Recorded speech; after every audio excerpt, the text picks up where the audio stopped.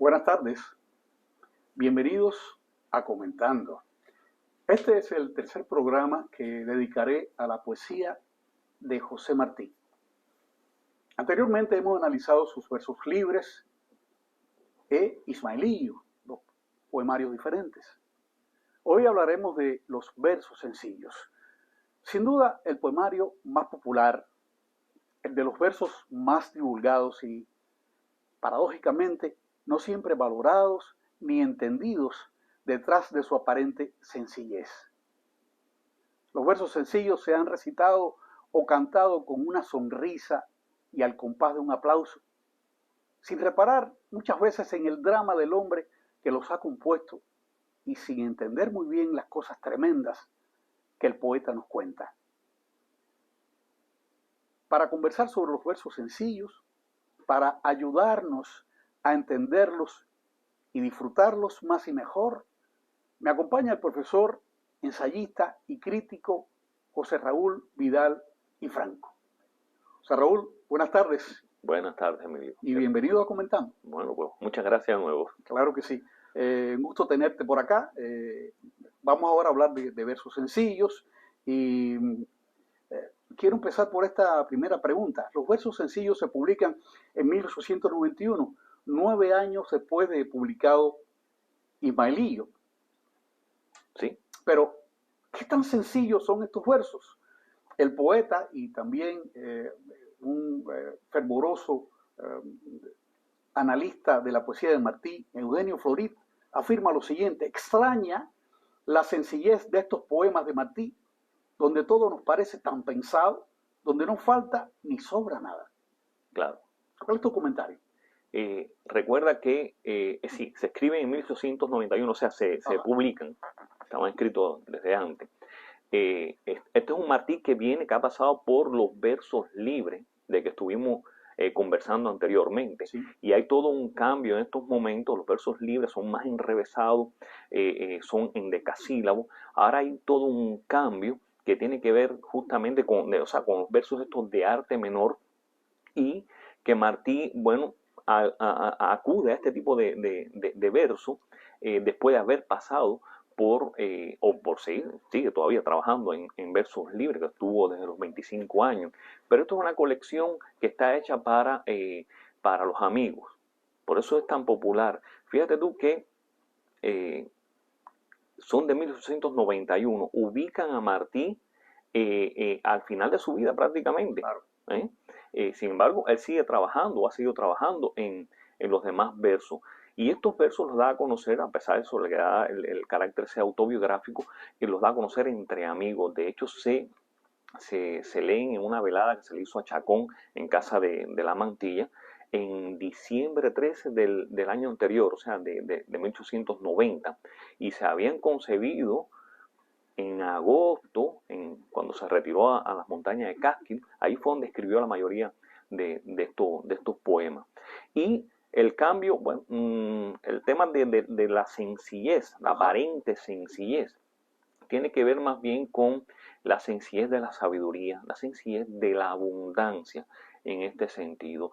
Hay tres pilares que conforman el poemario, que es vida, muerte, amor, y todo eso imbrincado con la abundancia de la naturaleza y con esos valores que él veía en la naturaleza. Y por supuesto en todo lo que ha recorrido desde niño, porque es autobiográfico, ese es el carácter que tienen los versos sencillos, durante toda su vida hasta ese momento. Son los versos que abren la guerra, digamos, que ha estado armando. Al final, Martí recuerda que había hecho una compilación de los poetas de la guerra. Al final, realmente el que es poeta de la guerra es Martí. Y estos versos son la antesala de esa guerra. Ahora, vayamos a las circunstancias en las que fueron creados estos versos sencillos. Y escribe Martí en el prólogo, la introducción, lo siguiente: mis amigos saben cómo se me salieron estos versos del corazón.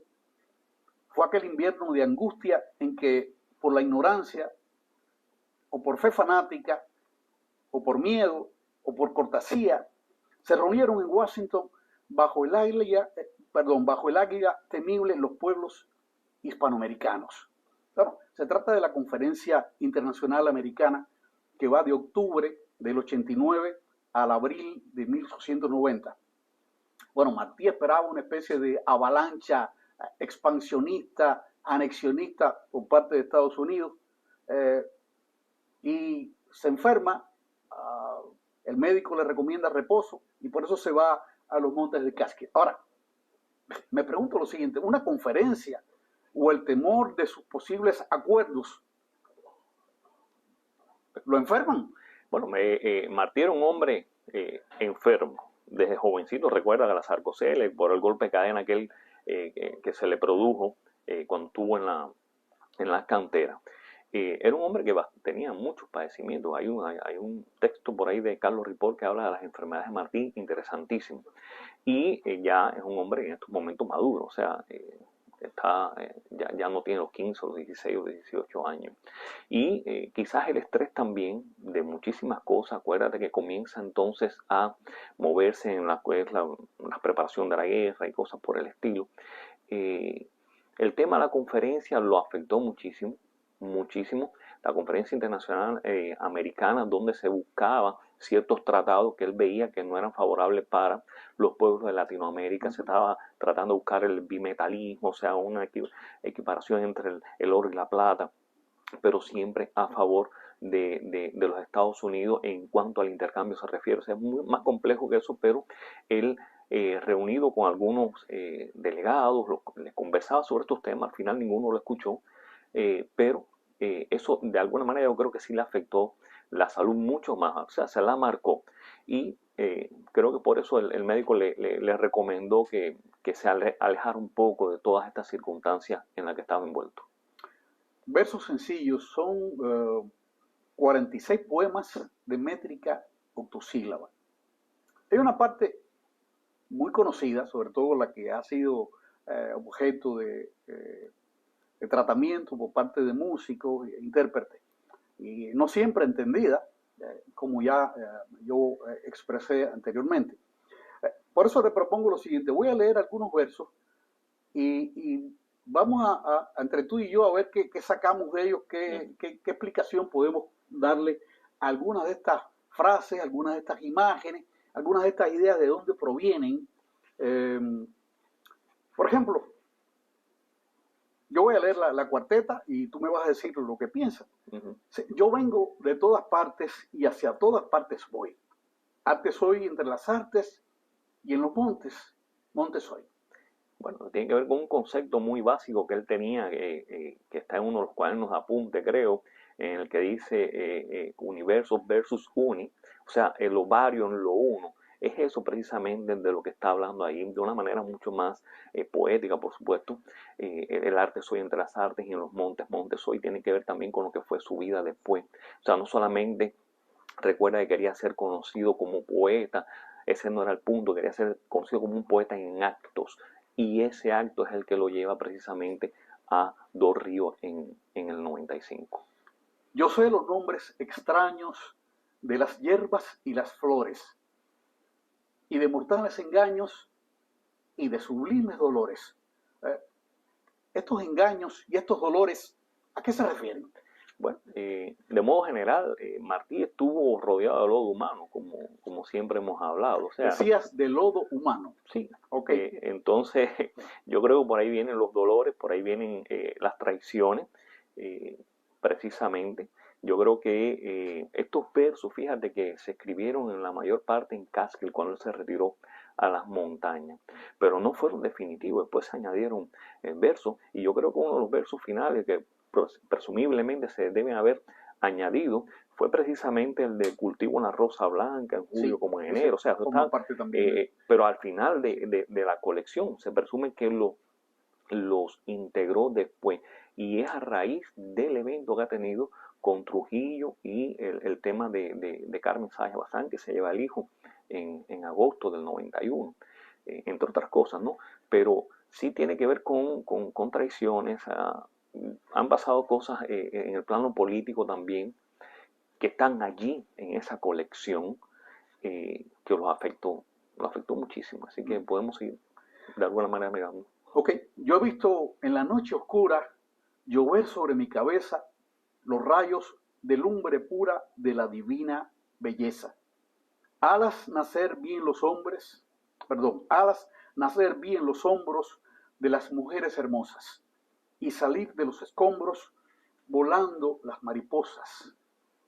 Eso es la dialéctica de la vida, ¿no? Y yo creo que un poco que tiene que ver también con lo que después dice en algún momento, el diamante antes que luz es carbón. O sea, ese tipo digamos, de evolución del ser humano en muchísimos aspectos y de involución en otros. O sea, habría que detenerse un poquito más en cuanto a los vocabularios que está usando.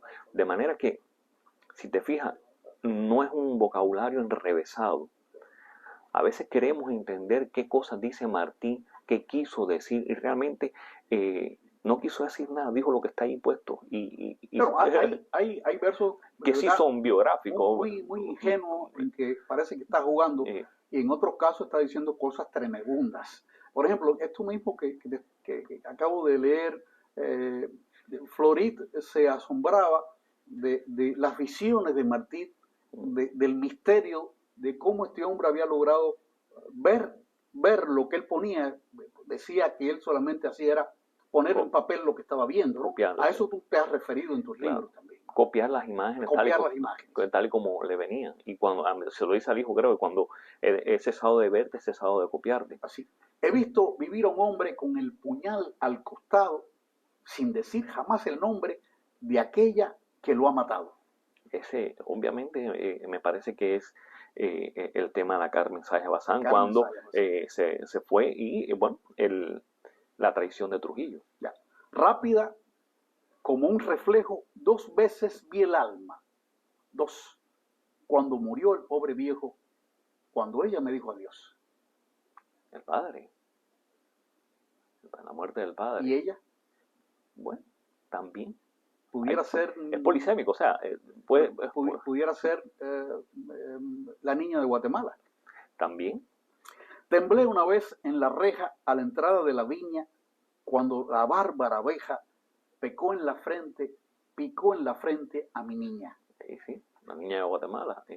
Ahí hay toda una disertación sobre el tema en algún momento, ¿no? Bueno, hasta aquí lo que se dice de estos versos que tienen, que a veces parecen muy sencillos y no lo son. Hay cosas bien tremendas ahí acerca del sufrimiento de Martí. ¿Cuáles son los temas en general de versos sencillos? Mira, partiendo del propio prólogo. El propio prólogo es lo mejor para entender la colección. ¿Por qué se publica esta sencillez escrita como jugando y no mis endecasílabos exultos, nacido de tantos miedos, etcétera? Los temas centrales precisamente de la colección son la traición, el amor, la mujer, la amistad. Para Aragón, en España, tengo yo un lugar, siempre a todo Aragón, franco, fiel, sin saña. Y si un tonto pregunta por qué lo tengo, le digo que allí tuve un buen amigo, que allí amé a una mujer. Y ahí sale Ana de Montalvo, es a la que se refiere. Hay otros momentos en el que está hablando el alfiler de Eva Loca, no sabemos exactamente, pero después también en otros poemas más adelante hablan de esa Eva me ha sido traidora, Eva me consolará. De manera que habla también de sus amores, de sus mujeres, de la bailarina española, la Bella Otero, o sea, de la niña de Guatemala. Hay muchísimos temas ahí. Y de la naturaleza, bueno, claro. Arte soy entre las artes, en los montes soy. Vamos a ver unas imágenes que tenemos para ilustrar estos. Bueno, aquí tienen al autor de los versos sencillos. Después vamos a ver ahí tienen la portada, la primera edición, con una dedicatoria a Manuel Gutiérrez Nájera. Después tenemos, bueno, estos son imágenes de los montes de Catskill. Es decir, esta es la naturaleza que impresionó tanto a Martí, y que, bueno, él también en un momento dice, el arroyo de la sierra me complace más que el mar. La siguiente, también otra imagen del mismo lugar. Eso está en el estado de Nueva York. Y la siguiente, hasta ahí. Hasta ahí. Este es el lugar donde él concibió la mayor parte de estos versos sencillos. Bueno, José Raúl, ¿a qué tú atribuyes que han sido precisamente los versos sencillos los más musicalizados dentro de la poesía martiana? Mira, es un dato curioso. Fíjate que primero están escritos en octosílabos.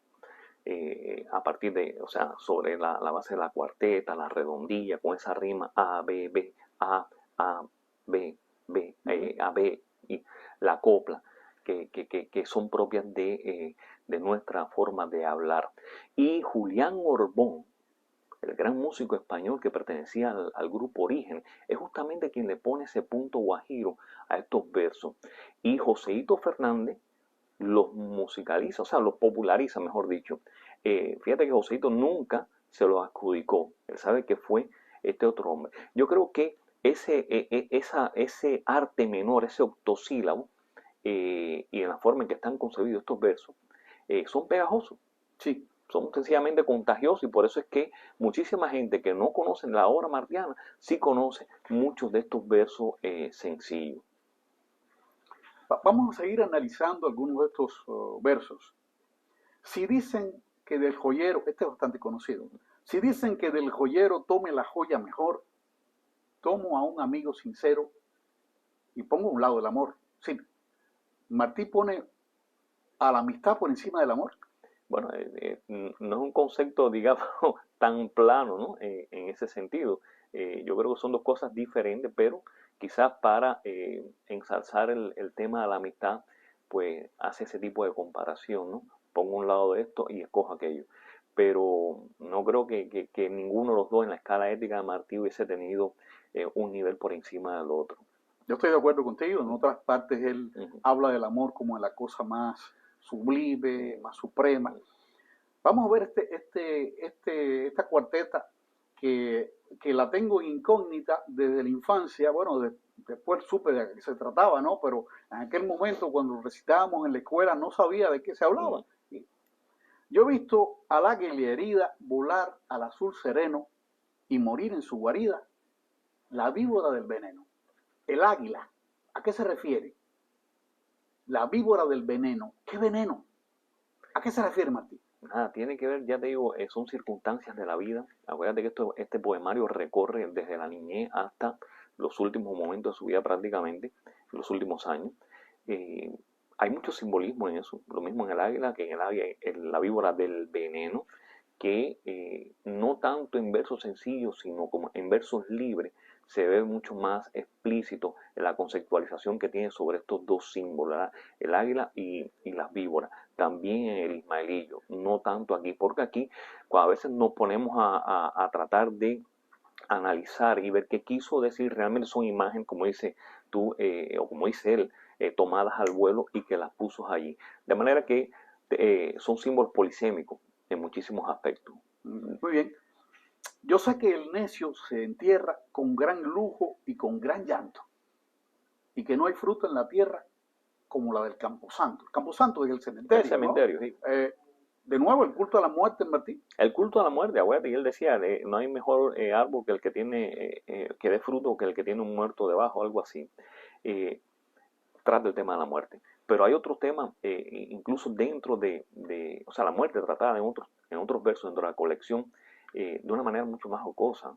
Yo tengo un paje muy fiel. Aquí está, aquí también. Que me limpie, que me bruñe, ¿no? Sí. Y al salir me limpie y bruñe mi corona de laurel, algo así. No me lo sé de memoria porque me cuesta trabajo memorizar los versos, pero es una de las pocas veces que Martí trata el tema de una manera jocosa dentro de toda su literatura.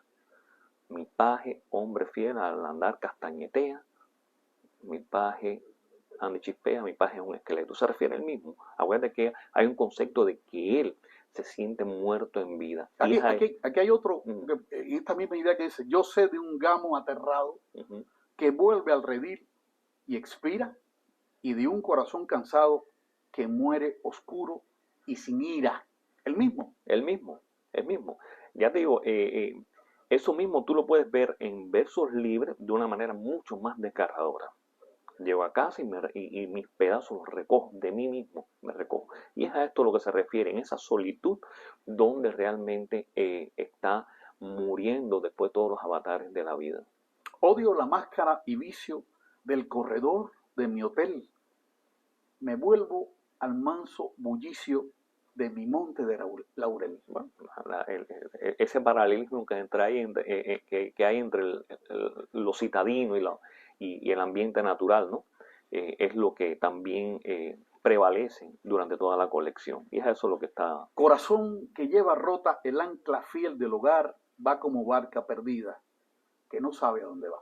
Su matrimonio resquebrajado. Su matrimonio hecho trizas. Así es. Y bueno, ya para concluir, de nuevo, yo que vivo, aunque me he muerto, fíjate tú que es un leitmotiv, es una obsesión. Soy un gran descubridor porque anoche he descubierto la medicina de amor. Y continúa, cuando al peso de la cruz el hombre morir resuelve, sale a hacer bien, lo hace y vuelve como de un baño de luz. Sí, es el punto ético, ¿no? El del sacrificio en pos del prójimo, de hacer el bien a los demás, aún a costa de su propia vida, ¿no?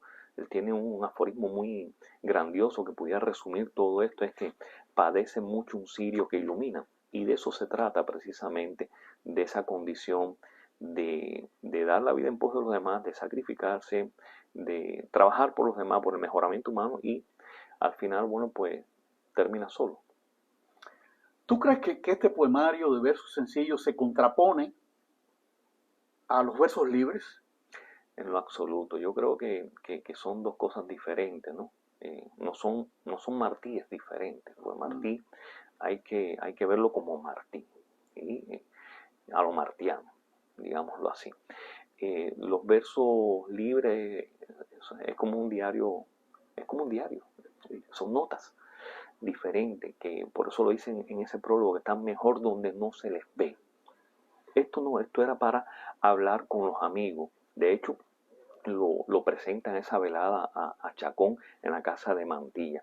La propia Carmen Saya Bazán se da cuenta que hay alusión a otras mujeres allí, y yo creo que eso tuvo que ver también con que él saliera disparada, y todo lo que se suscitó, el hablar con Trujillo para que le habilitaran el pasaporte en el consulado español y salir raudo y veloz, como dice el poeta, del Nueva York, raptando al hijo sin el consentimiento del padre.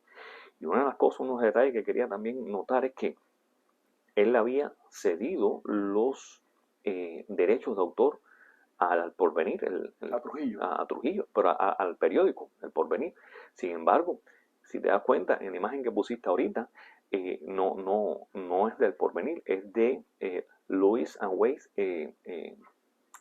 asociado con Company, algo así, son los que realmente lo publican. De manera que eso puede haber tenido que ver con el tema de esa ruptura que hubo entre junio. Carmen Sáenz Bazán llega en junio, a final de junio, a New York, y se regresa a Cuba el 27 de agosto. O sea, en cuestión de un mes y algo, casi 2 meses, suceden todas estas cosas, la traición. Por eso es que también hay poemas que yo creo que en algún momento se incluyeron, que no estuvieron hechos allá en la montaña de Catskill, sino que con el tiempo se fueron incluyendo. Ya en los minutos finales del programa, una última pregunta. Gabriela Mistral, la poeta chilena, premio Nobel, afirmó en un momento que los versos sencillos mostraban la esencia del verdadero Martí. La tenemos allí en pantalla a Gabriela Mistral. Según palabras de la poeta chilena, isla genuina de la originalidad poética de Martí. Versos sencillos son la isla genuina de la originalidad poética de Martí. ¿Cuál es la importancia que tú le atribuyes a este poemario? Versos sencillos es un poemario exclusivo. Es un poemario exclusivo porque tiene muchísimo que ver con el tema de la modernidad que se estaba gestando, digamos, sí, en esta parte de América. Es un modo diferente de decir, a pesar de que no hay vocablo rebuscado, pero sí en el manejo del lenguaje, sí en el manejo del símbolo, sí en el manejo que hay dentro de las estrofas.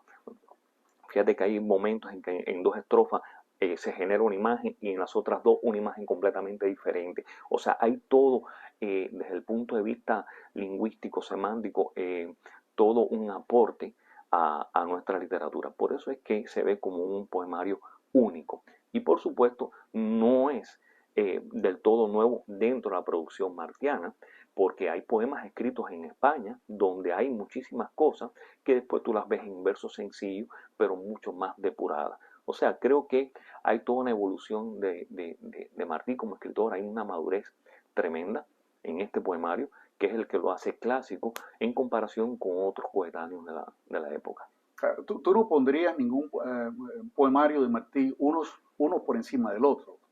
Es que están escritos en circunstancias diferentes y tienen objetividad, digamos, diferente. Ismaelillo no tiene nada que ver con versos sencillos en ese sentido. Lo mismo sucede con versos libres, con los cuales ha estado trabajando durante toda su vida prácticamente. Los versos escritos en España, un poco menores, diríamos así, los escritos en México también, pero al sacar un poemario como este, versos sencillos, ¿qué sucede?